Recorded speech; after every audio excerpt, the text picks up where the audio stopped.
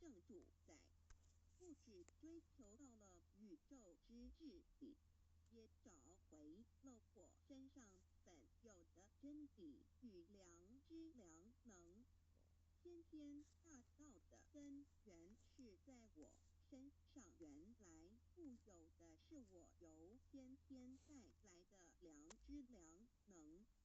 即是我的良心。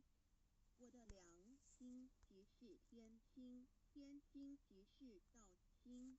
此心我一生的真正主宰，不只追求到了宇宙之至理，也找回了我